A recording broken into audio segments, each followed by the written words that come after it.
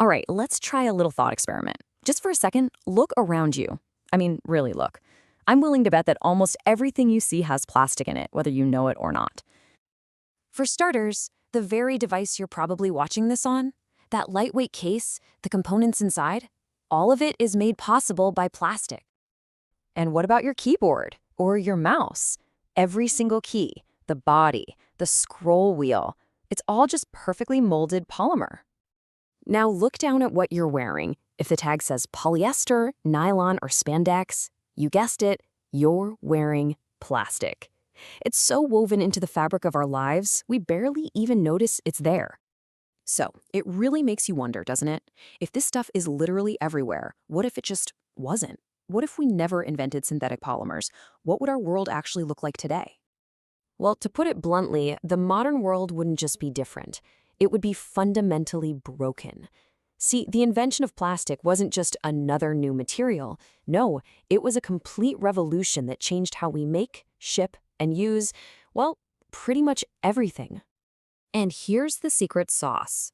The properties of plastic are this kind of magic combination that no other material has ever really matched. It's cheap to make, you can mold it into any shape imaginable, it's incredibly lightweight, and yet it's durable enough to last forever, which, as we know, is both a blessing and a curse. So take that magic material away, and huge chunks of modern life just vanish. Instantly. No disposable packaging to keep our food safe and fresh, no synthetic fabrics for our clothes, no lightweight casings for our electronics, and you can forget about all the cheap, everyday stuff like toys, tools, and Tupperware. Humanity would have been stuck on a much, much harder path.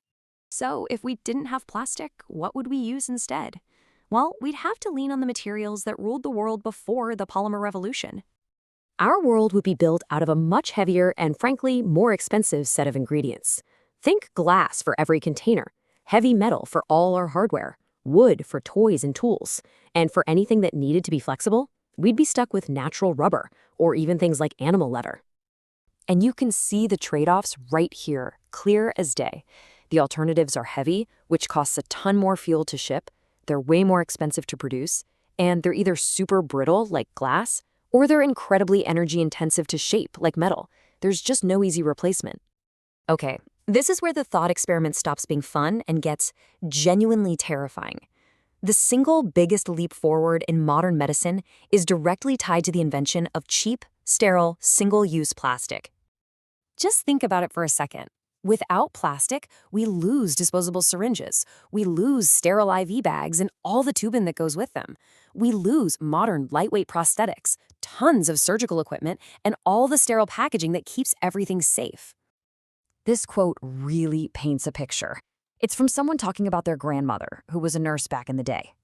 Can you imagine that? Heavy glass bottles for IVs, and nurses having to hand sterilize and resharpen needles between patients. The risk for infection is just astronomical. Seriously, without cheap sterile plastics, our hospitals would be thrown back 100 years. The spread of disease would be rampant, our lifespans could literally drop.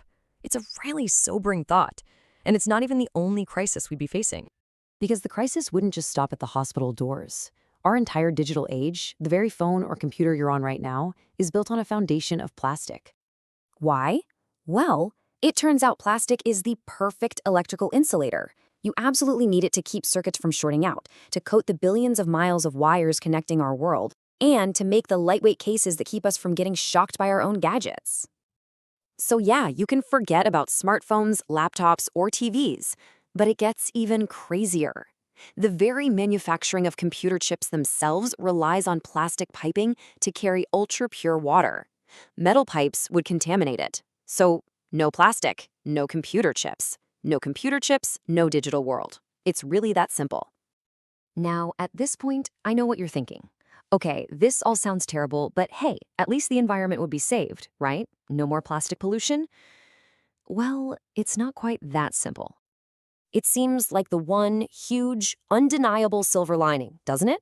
A world with clean oceans and no microplastics sounds like a paradise. But when you actually crunch the numbers and look at the alternatives, a much more complicated and kind of surprising picture starts to emerge. Check out this chart. It shows the carbon footprint of shipping things. Because plastic is so incredibly light, shipping goods in it uses way less fuel than shipping the same stuff in heavy glass or metal. So while we'd solve the plastic waste problem, we'd actually make the climate change problem from shipping emissions a whole lot worse. And that's not all. The environmental cost just shifts. To replace all that plastic, we'd have to go into overdrive consuming other natural resources. We're talking massive deforestation for wood, huge open-pit mines for metal and sand, and vast plantations for cotton and rubber. The problem doesn't go away, it just changes its address. And all of these factors, the heavier materials, the higher costs, the fragility, they would have a huge ripple effect across the entire globe. Our entire interconnected global economy was basically built on cheap, lightweight, durable plastic. You take that away, and suddenly shipping costs skyrocket, more stuff breaks on the way, mass production grinds to a halt, and the spread of affordable technology around the world, it would have been dramatically slower, if it happened at all. I think someone put it perfectly. Our world would feel more steampunk. You know, a world of heavy brass, clunky iron, glass, and wood. Things would be more local, less connected, and just way more cumbersome. So when you put it all together, we're left with this really strange and honestly uncomfortable paradox. On the one hand, plastic gave us modern civilization. It saved countless lives. It connected the planet. It sparked the digital revolution. But at the same time, it handed us one of the biggest and most complicated pollution crises we've ever faced. We solved 1,000 problems, but created one giant new one. And that brings us to the final question. There's no doubt that plastic is one of humanity's most consequential inventions, but looking forward, will we remember it as our greatest tool or as our hardest challenge? That, I think, is a story we're all still writing every single day.